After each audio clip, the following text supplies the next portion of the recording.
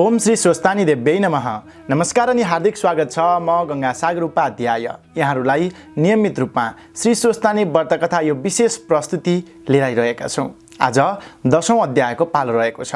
10औं अध्यायमा के कस्तो कथा प्रसङ्ग रहेको छ त आउनुहोस् त्यो जान्नु पूर्व पुष्पाञ्जलीबाट आजको प्रस्तुतिलाई अगाडि बढाउँ।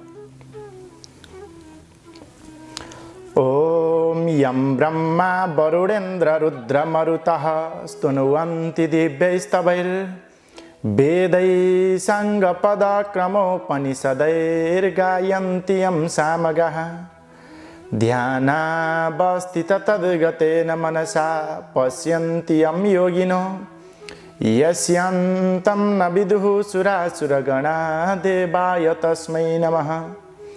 श्रीमच्चन्दनचर्चितोज्ज्वल वपु शुक्लाम्बरा मल्लिका मालालङ्कृतकुण्डला प्रविलसन् मुक्तावली शोभिता सर्वज्ञाननिदानपुस्तकधरा रुद्राक्षमालाधरा वाग्देवी वदनाम्बुजे वसतु मे त्रैलोक्यमाता चिरम्। मुखं करोति वाचालं पङ्गुं लङ्घयते गिरिं यत्कृपातमहं वन्दे परमानन्दमाधवम्। नमो भगवते तस्मै व्यासाय मिततेजसे यस्य प्रसादादुच्चामि नारायणकथामिमं। नारायणं नमस्कृत्य नरं चैव नरोत्तमं देवीं सरस्वतीं व्यासं ततो जयमुदीरयेत्। देवीं सरस्वतीं व्यासं ततो जयमुदीरयेत्। श्री स्वस्तानी माता को जय हो। अथ 10मो अध्याय। कुमारजी आज्ञा गर्नुहुन्छ, हे अगस्त्य मुनि, फेरि राजगृहमा गई कुहुनु पतन भयो। राजगृह पीठ राजराजेश्वरी देवी उल्कामुखी योगिनी हरेश्वर महादेव उत्पत्ति भए। शिवशक्ति स्वरूपले रहे। त्यस तपोभूमिमा वायु आई तपस्या गरे। ईश्वरी प्रसन्न भएर सम्पूर्ण जीवात्माको प्राणवायु भएर रहन सके भन्ने वरदान दिन्। त्यहाँबाट महापन्थमा पुग्दा देब्रे कुहुना पतन भयो। महापन्थ पीठ प्रचण्ड चण्डिका देवी रेणुका योगिनी विश्वामित्रेश्वर महादेव उत्पत्ति भए। शिवशक्ति स्वरूपले रहे। त्यस आनन्द भूमिमा विश्वा वसुगण आई तपस्या गरे। ईश्वरी प्रसन्न भई इन्द्राणी देवतालाई मोह गर्न सके भन्ने वरदान दिन्। फेरि कोलापुरीमा पुग्दा उदर पतन भयो। कोलापुर पीठ महालक्ष्मी देवी नर्मदा योगिनी श्मशान रक्षणेश्वर महादेव उत्पत्ति भए। शिवशक्ति स्वरूपले रहे।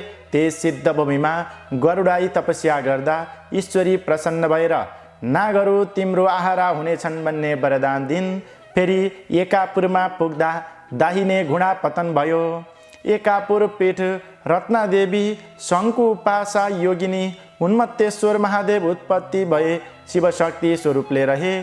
त्यस पुण्यभूमिमा प्रस्तर अर्थात् पत्थरहरू आएर तपस्या गरे। ईश्वरी प्रसन्न भएर देवता मानेर मनुष्यले तिमीहरूलाई पूजा गरून् भन्ने वरदान दिन्। त्यहाँबाट ओमकारेश्वरमा पुग्दा माथिल्लो ओठ पतन भयो। ओमकार पीठ मातृका देवी पूर्णोदरी योगिनी सन्तानेश्वर महादेव उत्पत्ति भए। शिवशक्ति स्वरूपले रहे।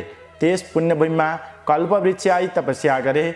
ईश्वरी प्रसन्न भएर चिताएको कुरा दिन सके भन्ने वरदान दिन्। फेरि जयन्तीपुरमा पुग्दा कलेजो पतन भयो। जयन्तीपुर पीठ जयन्ती देवी खेचरा योगिनी कल्पेश्वर महादेव उत्पत्ति भए। शिवशक्ति स्वरूपले रहे। त्यस सिद्ध भूमिमा तुलसी कुशाई श्रद्धापूर्वक तपस्या गरे। ईश्वरी प्रसन्न भएर धर्म कर्म गर्दा तिमीहरू रहनै पर्छ भन्ने वरदान दिन्। अनि उज्जयनमा पुगेपछि रगतको डल्लो पतन भयो। उज्जयन पीठ महाकाली देवी ललतजिह्वा योगिनी झङ्केश्वर महादेव उत्पत्ति भए। शिवशक्ति स्वरूपले रहे। त्यस आनन्द भूमिमा गई हिमालय पर्वतले तपस्या गरे। ईश्वरी प्रसन्न भएर यावत जीवात्मालाई मोक्ष दिन सके भन्ने वरदान दिन्। फेरि चरित्रपुरमा पुग्दा दाहिने कान पतन भयो। चरित्रपुर पीठ सुवर्णेश्वरी देवी चित्रवर्णा योगिनी वायव्येश्वर महादेव उत्पत्ति भए। शिवशक्ति स्वरूपले रहे। त्यस शान्त भूमिमा पुगी योगिनी गणहरूले तपस्या गरे। ईश्वरी प्रसन्न भएर तिमीहरू सदैव यज्ञको फल दिन समर्थ भए भन्ने वरदान दिन। फेरि छिरिकापुरमा पुग्दा भुँडी पतन भयो। छिरिकापुर पीठ युगादि देवी कलङ्का योगिनी सहस्रेश्वर महादेव उत्पत्ति भए शिवशक्ति स्वरूपले रहे। त्यस पुण्यभूमिमा मातृकागण आई तपस्या गरे। ईश्वरी प्रसन्न भएर स्थानको अधिपति हुन सके भन्ने वरदान दिन। तब हस्तिनापुरमा गई दाहिने कुम पतन भयो।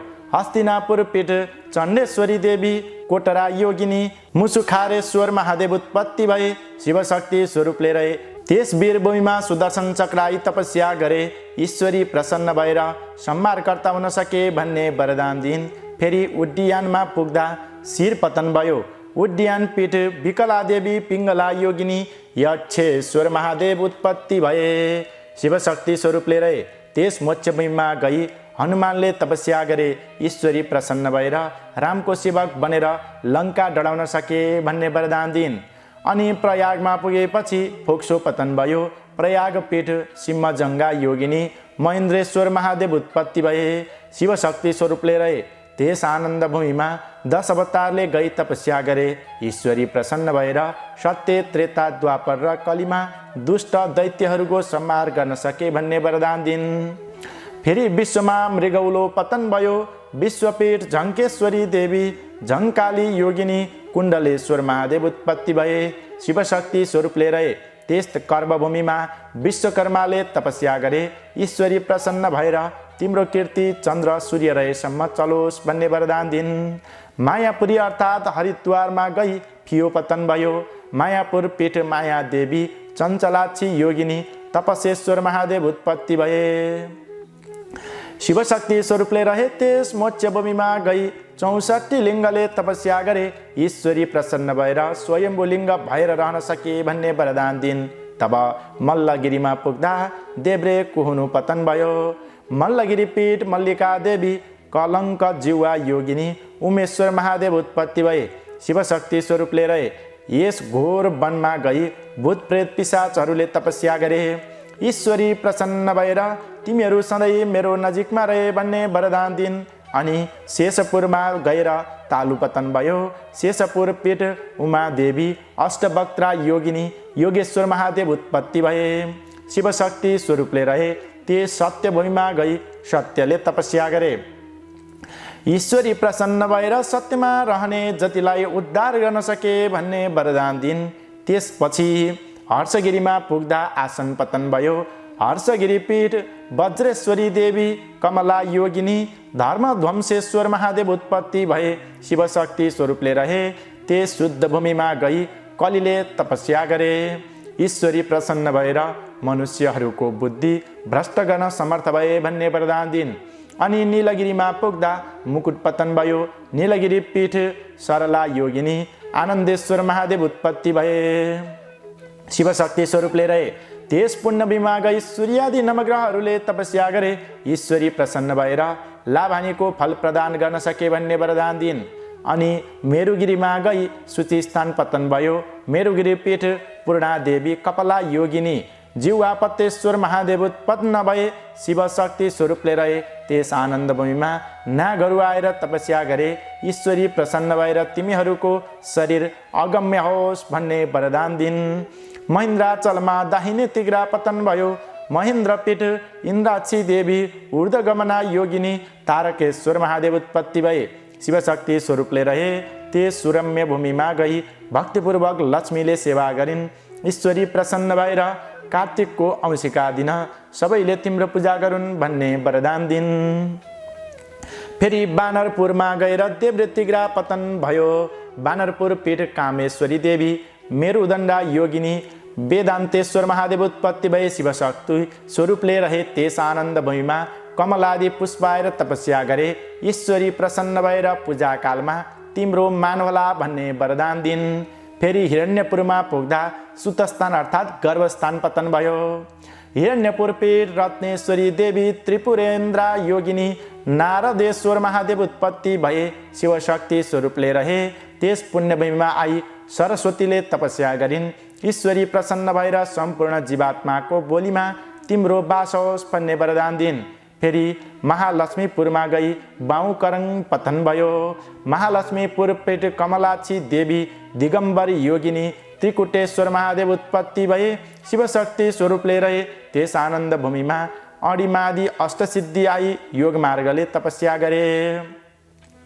ईश्वरी प्रसन्न भएर तिमीहरूको नाश हुने छैन भन्ने वरदान दिन्। फेरि उमेशपुरमा गई कण्ड्याउलो पतन भयो। उमेशपुर पीठ त्रिपुरा सुन्दरी देवी सुशङ्कोदरी योगिनी भैरवेश्वर महादेव उत्पत्ति भए। शिवशक्ति स्वरूपले रहे त्यस शीतल भूमिमा गई मेघ अर्थात् बादलले तपस्या गरे। ईश्वरी प्रसन्न भएर लोकलाई जलदान गर्न सके भन्ने वरदान दिन्। छायापुरमा पुग्दा बाँकी रहेका सम्पूर्ण अङ्ग पतन भयो। छाया छत्रपीठ छत्रेश्वरी देवी सुकोमला योगिनी पिशाचेश्वर महादेव उत्पत्ति भए। शिवशक्ति स्वरूपले रहे त्यस मोक्षमयमा गई काल आदि अष्टभैरवले तपस्या गरे।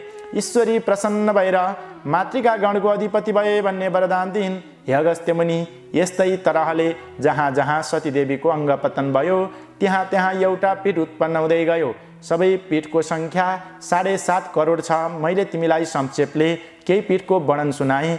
यी पीठहरूमध्ये एउटाको मात्र पनि श्रद्धापूर्वक दर्शन गरे मनोकामना पूर्ण हुनेछ, यसमा सन्देह नमान। इति श्रीस्कन्द पुराणे केदारखण्डे माघ महात्म्ये कुमारे अगस्त्य संवादे श्री स्वस्तानी परमेश्वर्यं व्रतकथायां सतीदेव्याः अङ्ग प्रत्यङ्ग पतनस्थाने पीठोत्पत्ति वर्णनं नाम 10मोऽध्याय। हरि हरि बोलिए श्री स्वस्तानी महिमा वर्णनको जय होस्। ओम उपनयतु मंगलम वह सकल जगन मंगलालय श्रीमान दिनकर किरण निबोधित नवनलिन दल निवेक्षण कृष्ण काले वर्षतु पर्जन्य पृथ्वी सस्यशालिनी देशोऽयं क्षोभरहितो ब्राह्मणा सन्तु निर्भयः अपुत्रः पुत्रिणः सन्तु पौत्रिणः निर्धना सदना सन्तु जीवन्तु शरदां शतं तत्रैव गंगा यमुना च तत्र गोदावरी सिन्धु सरस्वती च तीर्थानि सर्वाणि वसन्ति तत्र यत्राच्युतोदार कथा प्रसंग या कुन्देन्दु तुषारहारधवला या शुभ्रवस्त्रावृता या वीणावरदण्डमण्डितकरा या श्वेतपद्मासना या ब्रह्माच्युतशङ्कर प्रभृतिभिर्देवैः सदा वन्दिता श्यामां पातु सरस्वती भगवती निशेषजाड्यापः कायेन वाचा मनसेन्द्रियर्वा बुद्ध्यात्मना वा प्रकृति स्वभावात् करोमि यद्यत् सकलं परस्मै नारायणायति समर्पयेतत्। बोलिए श्री स्वस्तानी महिमा वर्णनको जय होस्। आदरणीय दर्शक मित्र, यहाँलाई आजको यो कथा वाचन प्रस्तुति के कस्तो लाग्यो? अवश्य पनि आफ्नो अमूल्य सल्लाह सुझाव प्रतिक्रिया तलको कमेन्ट बक्समा कमेन्ट गरिदिनु होला। भिडियो हेर्दा भिडियो मन पर्यो भने भिडियोलाई एक लाइक, एक कमेन्ट, एक शेयर गरिदिनु होला।